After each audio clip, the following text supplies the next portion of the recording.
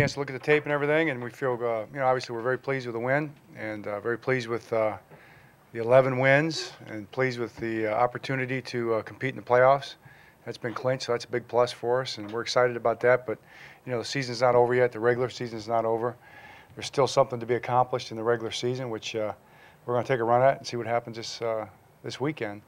But all in all, it was a good game by our guys, and we're pleased with what happened. Coach, penalties have been a total 180 from last year, on pace to set some team records as far as fewest penalties and fewest yardage. Only had one yesterday. What do you attribute that all to mostly? Well, it's always been an emphasis. I think when Steve Bisciotti mentioned that he thought it was important, it probably got everybody's attention. It didn't hurt. We appreciate that. But to me, it's playing with good technique. It's playing fundamentally sound. It's being in the right position. It's making good decisions under pressure. It's a lot of things. The personal foul penalties are way down. Holding penalties are way down. Defensive pass interference and defensive holding penalties are way down. Those are the ones that are the big ones. The offensive pre-snap penalties are still a problem, although it was better yesterday, so that was a big plus for us. Made a big difference. So that's something we're still working on. You continue to work on all the other stuff. I mean, it's still week to week, but I'm proud of the guys. I think they've done a good job, and the coaches have done a good job of getting that rectified. There's a clip in the Colts game, I think the playoff game last year, I think it is, where I'm like, no, yes, great job. It just depends. It depends on how it works out. That's how I feel about it. Same thing in the Carolina game. I was a big no until he flipped it and ended up scoring a touchdown. So, sometimes with a player like that, you do have to trust their judgment a little bit.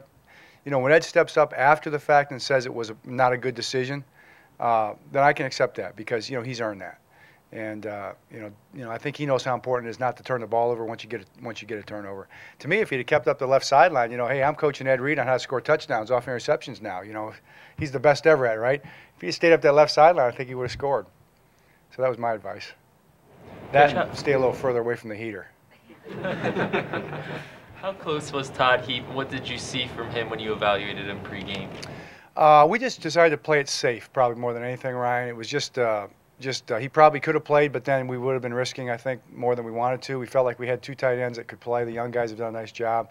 But then we lose Dennis in the very first kickoff on a concussion situation. So we ended up a little bit light there, but I'd say he's got a great chance for this week.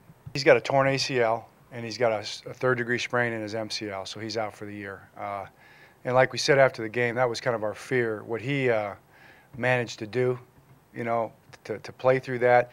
Willis McGahee would have been our long snapper, and Willis does a great job. But we'd rather have Morgan Cox or a professional long snapper doing that job, and it would have been tough to win the game without him. And for him to gut it out the way he did really was probably one of the keys to the victory. So really proud of his gutsy performance.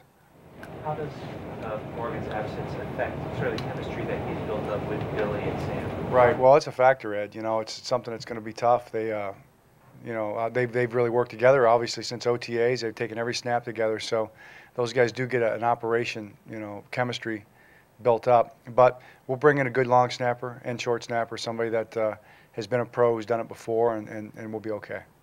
Do you just try out tomorrow, or is it somebody that you already have on your radar that you know? We're going to have tryouts tomorrow, so we'll bring in the top 4 or 5 guys and take a look at them.